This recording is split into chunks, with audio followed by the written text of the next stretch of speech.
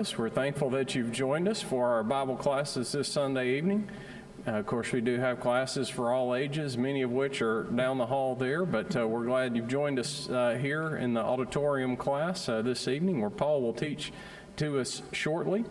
We are going to sing number 716, Walking Alone at Eve, will be our first one, and then we'll sing the first and third verse of that, and then Paul will teach to us.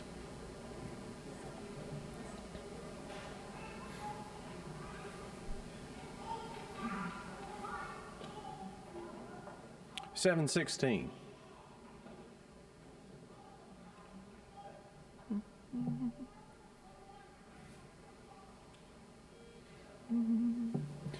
Walking alone at eve and viewing the skies afar, bidding the darkness come to welcome each silver star. I have a great delight in the wonderful scenes above.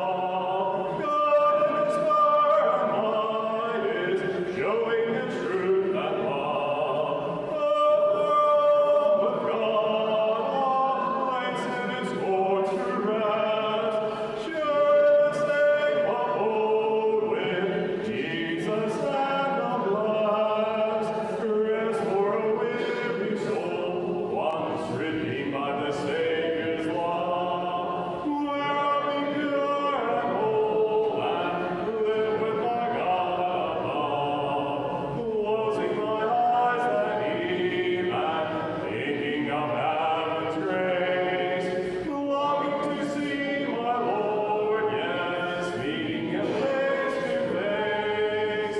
Trusting Him as my all, wheresoever my footsteps roll. Pleading with Him to guide me onto the Spirit's home. Oh, for a home with God, a place in His courts to rest. Sure to safe abode with Jesus and the blessed. Rest for a weary soul, once redeemed by the Savior's love. Where I'll be pure and whole and live with my God above.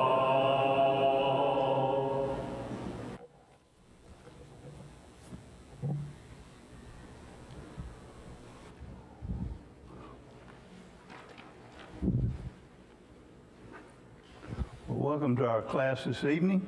We are in the Book of Ruth.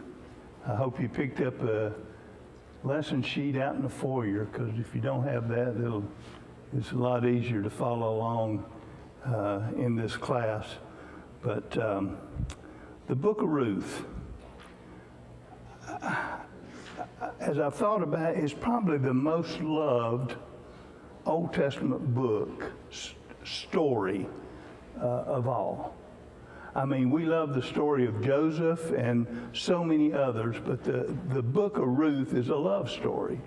And there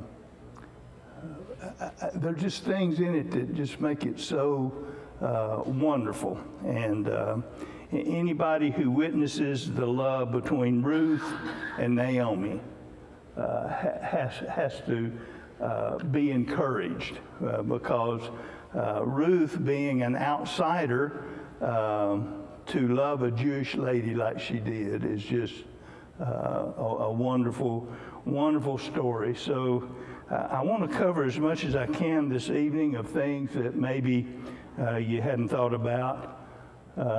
In Hebrew, it's pronounced Ruth or Root, depending on how what Hebrew scholar you're looking at, how they pronounce the tav at the end. In Greek, it's Ruth. It has this HR sound at the front that we get from the Septuagint. And then Latin is Liber Ruth.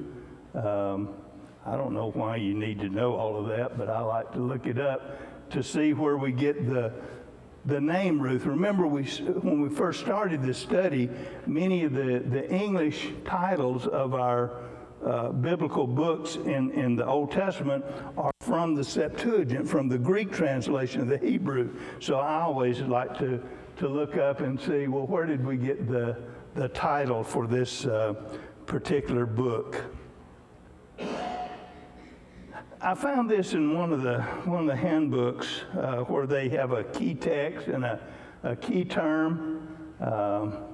I don't know that would be my pick of the key text, but they said, "And the women said unto Naomi, Blessed be the Lord, which has not left thee this day without a kinsman, that his name may be famous in Israel." And then the key term is kinsman, and this is a very important term because it translates the word goel, the Hebrew word goel. The verb is gaal, but it's for a redeemer. I think this is really the main place in the Old Testament where we get exposed to this concept of a redeemer. That should be very important to us because Jesus is our redeemer. And it kind of takes off on this concept from the Old Testament of a redeemer. And of course, the point is that, there we go. Well, Ruth and Boaz become ancestors of Jesus, the ultimate redeemer. And this comes to fulfillment in chapter 4, and we'll talk about that a little bit later. One sentence summary: Ruth, a Moabite widow, found love and fulfillment through Boaz, a rich Israelite bachelor who redeemed the land and the name of Ruth's deceased husband. Two things go there, two ancient laws. One is redemption of land that could come back to the family that originally owned the land, and then the levirate, Levirate, levirate marriage, where someone who was died without an heir, someone would marry, a relative would marry that woman who had lost her husband and raise up seed after her husband's name. It would not be his descendants, it would be the descendant of that ancestor or that relative who died. So levirate marriage comes into play also in this story. Who redeemed the land and the name of Ruth's deceased husband, who was Mahlon, thereby restoring Naomi, Ruth's mother-in-law, from emptiness to fullness. And that's kind of an interesting thing also. So let's see what we want to talk about. Two major themes in Ruth that I mentioned. The one is kindness, loving kindness. The Hebrew word is chesed. It's one of those words you have to clear your throat to say, but Hebrew chesed. You'll see it in Scripture as steadfast love, loving kindness, and a lot of other words translated. In Ruth, it only appears 3 times. And yet it is a major theme of Ruth, because Ruth displays kindness, loving kindness, the kind that God shows to Naomi. Boaz shows it to Ruth, and they both show it to Naomi. So this concept of chesed, this loving kindness or kindness, comes out many times in the book. Ruth 1:8. Let's just look at Ruth 1:8 for one example of this, and then I'll tell you the other 2 places it shows up. But Ruth 1:8.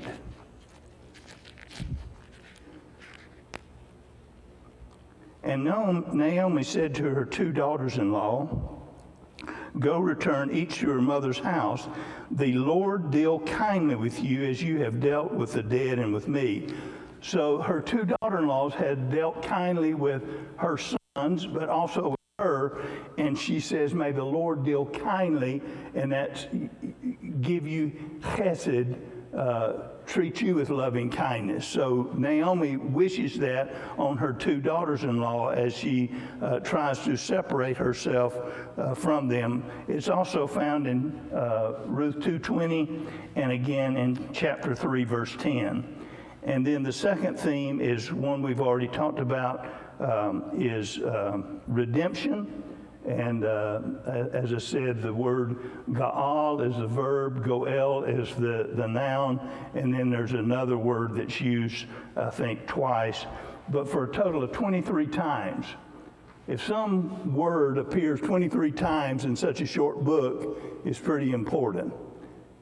And the concept of redemption is so important in the book of Ruth. As we begin reading the book of Ruth, you need to know a little bit of geography and you need to know a little bit of Hebrew history. Now it came to pass in the days when the judges ruled that there was a famine in the land. And a certain man of Bethlehem, Judah, went to dwell in the country of Moab, he and his wife and his two sons. We could probably talk about this verse from now until the end of the class. We got a famine. Well, first of all, it's when the judges ruled. So we have a historical time frame for this event, the story of Ruth. And it's during the time of the judges where each man did right in his own side. There was no king in the land, but the judges ruled. From about 1375 BC to about 1050 BC, something like that, is the period of the judges. So we can put it in this period of about 300 years that this story occurs. Now there's a famine in the land. God often used famine as a punishment. Some believe that this particular famine was when the Midianites were oppressing Israel in Judges chapter 6. I don't know, it could be. The fact that they went to Moab tells me this was later on in the period of the Judges. In chapter 3, I believe it is of Judges, Ehud was raised up as a judge because of the Moabites were oppressing Israel. So I don't think they would flee to Moab when Moab was oppressing them. So that shoves the time down more towards the middle of Judges at least. Certain man of Bethlehem, house of bread. There's a famine. They live in a place named the house of bread. There is no bread, so they have to flee and go to Moab. That's kind of an interesting thing. And you know, well, just pick up your Bibles again. Ruth chapter 1, verse 6. I'm skipping over some of the facts of this story. I hope you know them. Naomi and her husband Elimelech. Elimelech means God is king. There is no king in Israel at this time. It's during the period of Judges, but her husband's name is God is king, Elimelech. So Elimelech and Naomi go down to Moab, and because of the famine, they have two boys, Kilian and Mahlon, and well, Elimelech dies. The two boys find wives. They live for stayed married for about 10 years, have no offspring. The two boys die. So here's a widow, Naomi, in a foreign country. It's bad enough being a widow back then with no one to support her. and all of her supports died. And she's stuck over in a foreign country with these two daughters-in-law who are looking after her. But then she hears something. Then she arose with her daughters-in-law that she might return from the country of Moab, for she had heard in the country of Moab that the Lord had visited his people by giving them Lechem, Beth Lechem. There's bread in Bethlehem. And so she's going to go back home. We don't read that in English, do we? We don't see that. That to me is cool. Maybe somebody else thinks it's cool, but to me that's pretty cool. So anyway, we've established kind of what time it was during the period of the Judges. Now let's go to the geography lesson. Here's Bethlehem of Judah. The closest point to Moab is 35 miles. Not too far, is it? You can't get there from here. You don't want to come down this way. This is really bad. Go up this way and, well, you got to go on the Jericho Road. The robbers might get you, but this is not a safe journey. Now remember, when Naomi goes to Moab, she's got a husband and two sons to protect her. When she gets ready to come home, she's down here with these two ladies, and she's going to make this journey, a very dangerous journey for a lady. And as we know, she and Ruth make that journey.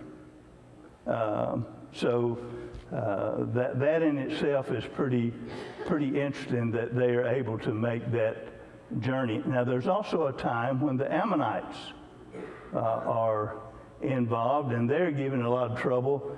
So they got to kind of avoid this area. Although this is tribal territory, it's still dangerous territory to be traveling through. Oh, let's see. Book of Ruth. It gets its name from the heroine. I put different things in here. Some of them conflict. But I put them there for a reason. I want you to think as you read through. Where does the book of Ruth belong in the canon?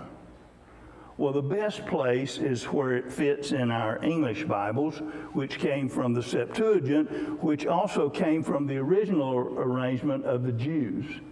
The Jews used to have the book of Ruth as like an appendix to the book of Judges. Why?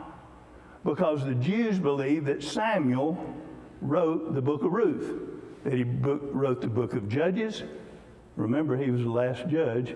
He wrote the book of Ruth, and, well, then he picks up as a judge in Samuel. Makes good sense. In the 12th century, the Jews decided, we want to take certain books, put them in the writings. We call them the 5 scrolls, the Megillot we talked about earlier. And so the book of Ruth got stuck in these in the 12th century.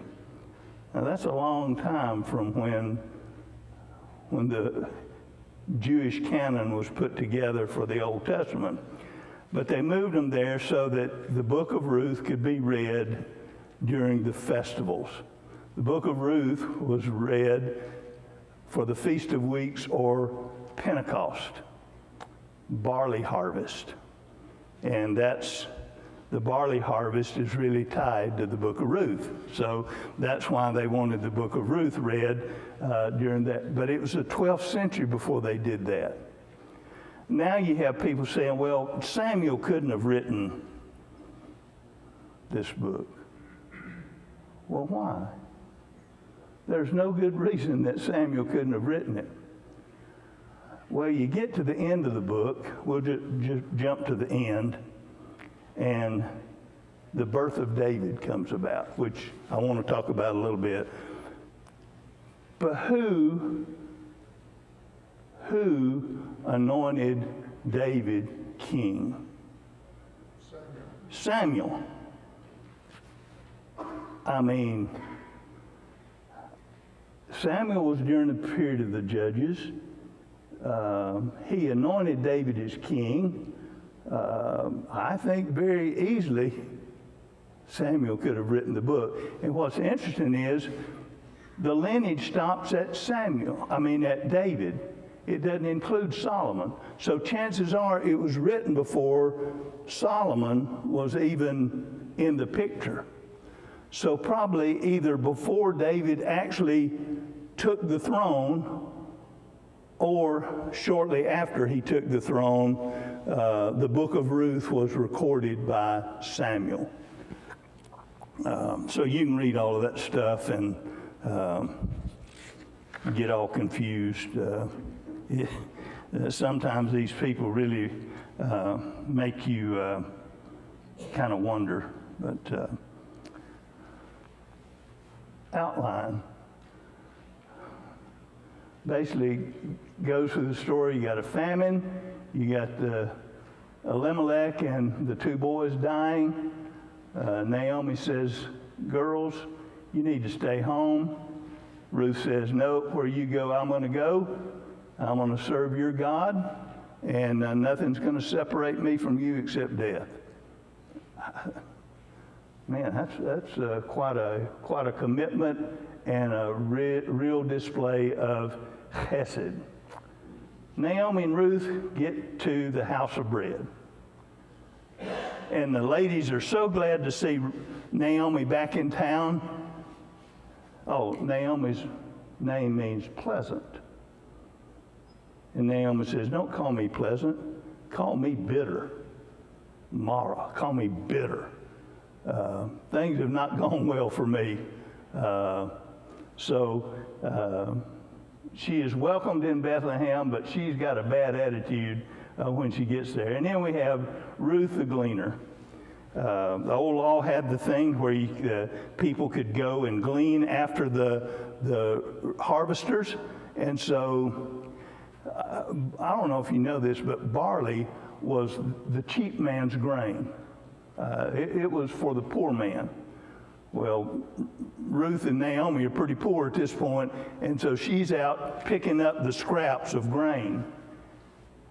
But old Boaz, he notices Ruth. Who is she? Well, she's Ruth. She's the Moabitess that came back with Naomi. So Boaz takes care of Ruth. And he talks to Ruth and says, you stay with my ladies who are gleaning. Nobody's going to hurt you. When you want to drink, you get water where they get water. And he provides for Ruth. And then this quote, I just had to throw this up. Under whose wings you have come to take refuge. That picture, under whose wings you have come to take refuge, has a lot of meaning in this book. Here, it's under the God of Israel, but it's also under the care of Boaz. And then we finish up the story where Naomi gives Ruth some guidance. She says, take a bath, put on some perfume, put on your best clothes. You go down to the threshing floor, wait till Boaz gets through eating and drinking and he's in a good mood. He goes to bed. This is not an ugly story. So if you have people that say, oh, Ruth was awful. No, it's not an ugly story. She goes down, she lifts the covering off of his feet. He's going to wake up when air starts hitting his feet. She lies down at his feet. When he wakes up, she basically proposes to him, which is kind of cool. I mean, we usually think of women being oppressed in this time, but she proposes to this old man, Boaz. He's an old man from all we can gather. She's a very young woman, and she even uses terms that indicate that she is a young woman, but a special young woman. And so when they wake up in the morning, they don't want anybody to know that she's been there all night, but he loads her up with grain, fills her clothing. My grandmother and people used to hold out their aprons and fill them with gardens, vegetables, and all that stuff. Well, evidently, Boaz fills her apron with 6 measures of grain. Some translations use ephahs. We don't have that measure. We don't know what the measure was. 6 ephahs would probably be too much to fill that apron, but he gave her a lot of barley, fresh ground barley, and she takes it home, which will feed her and Naomi for a while. But in this proposal, Boaz realizes he can be the redeemer. He says, there's somebody that's closer in relation to Naomi. He's got first dibs. But if he doesn't step up the plate in the morning, I will. Wow. Well, what a commitment that Elimelech is showing both to Naomi and to Ruth. So, if you remember the story, the next day at the gates of the city, this particular gate is Tel Dan up in northern Israel. This was the gates. I could have showed you a picture of David Estes sitting there. I had one of Rachel and Abby sitting there. Got one of Matt sitting there. I decided we didn't need to see people. We would just see the gates of the city. Here are benches that they would sit out on. If you go to Megiddo, if you ever go there, they have a gate which has the chambers that you go in, and they would be there, meet in those chambers at the gates of the city. Very typical thing for the people to do. So the next morning, Boaz says, hey, you guy who's closer in relation to Naomi, you get in here. And then he finds 10 men to also be witnesses. And he comes in there and says, look, you want to buy this land redeem this land that's Naomi's? Yeah, I'll do that. And then Boaz says, oh, by the way, you got to marry Ruth. Well, Ruth's a good-looking lady. But for some reason, this guy says, whoa, I can't do this. I'll mess up my own inheritance if I do that. So I can't do it. And that opens the door for Boaz to be the redeemer. He buys the land. He marries Ruth. All is happy. Well, here's another outline. But I really want to get to Boaz redeems Ruth, and then there's a happy ending because the line through Mahlon does not end. Naomi couldn't have any children. She is past that age, but Ruth is going to be the surrogate, if you will, and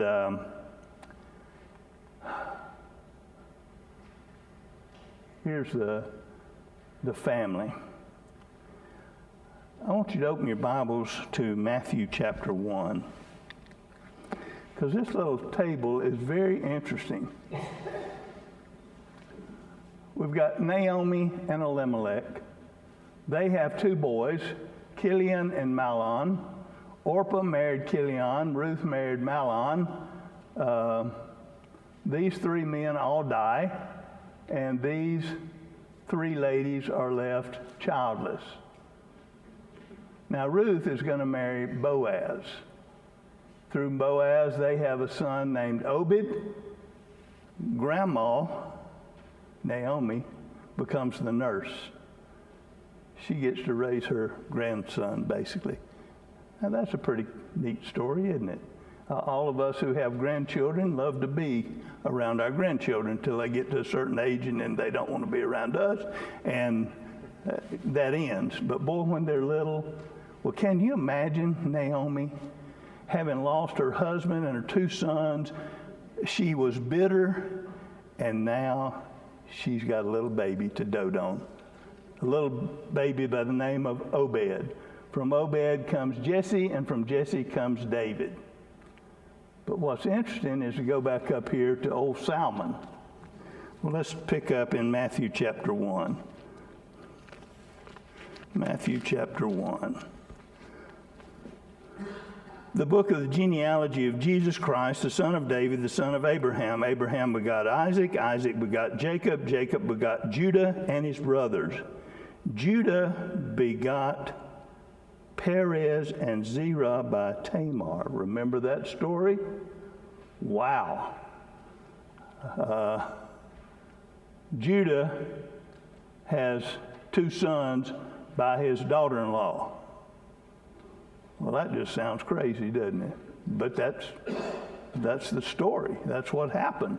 That's a whole nother story, but the lineage picks up at the end of the book of Ruth through Perez, which is kind of interesting. Why did they pick it up there instead of with Judah? Kind of an interesting thing that they don't mention Judah, but they mention Perez.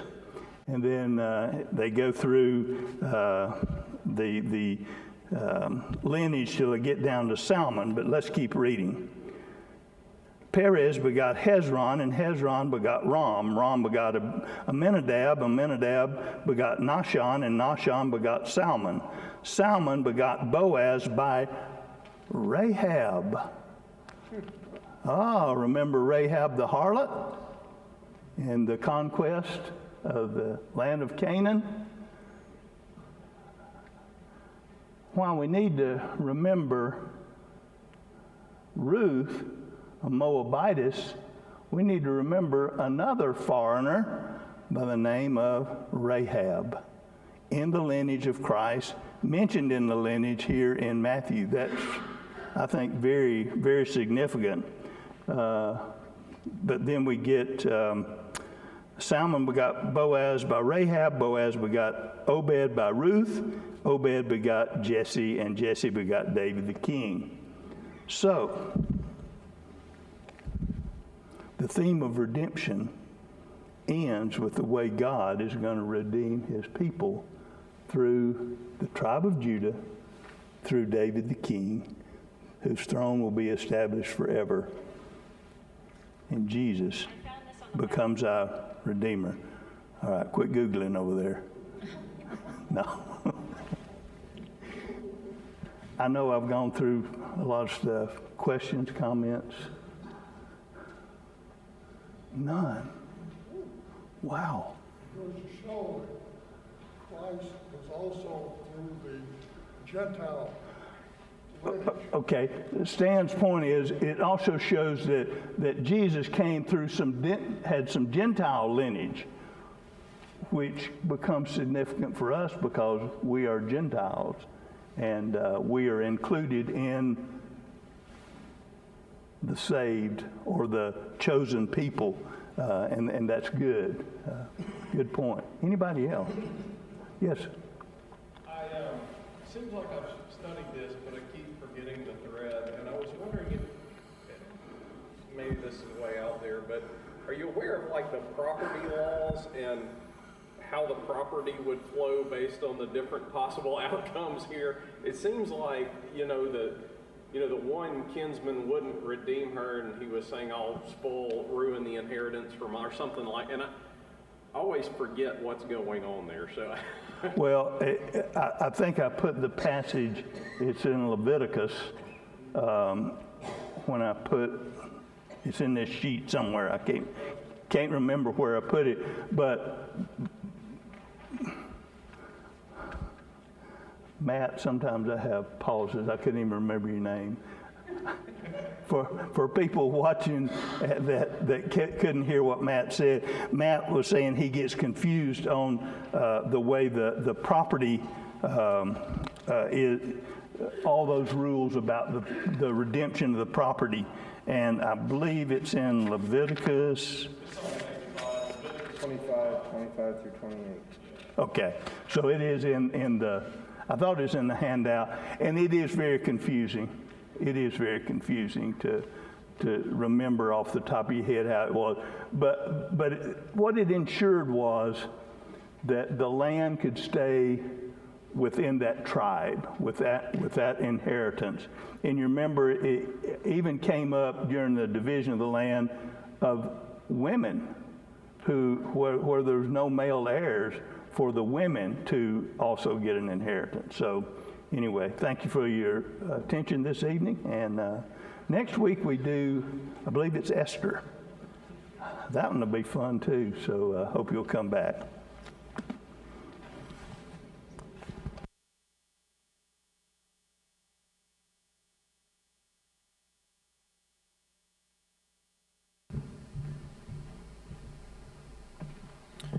In a few moments, the Lord's Supper will be made available to those who were unable to partake of it this morning. In preparation for that, we're going to sing the first and third verses of number 645, The Old Rugged Cross.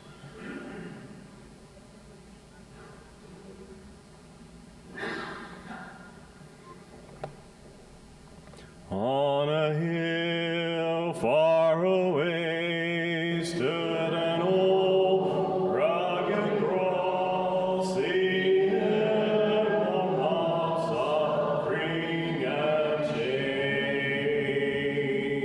And I love that old cross, where the dearest and best for a world of lost sinners was slain. So cherish the old rugged cross, till my trophies at last are laid down. I will cling to the old rugged cross and exchange it someday for a crown. In that old rugged cross, stained with blood so divine, all wondrous beauty I see. For 'twas on that old cross Jesus suffered and died to pardon and sanctify me. So I'll cherish the old rugged cross, till my trophies at last are laid down. I will cling to the old rugged cross and exchange it someday for a crown.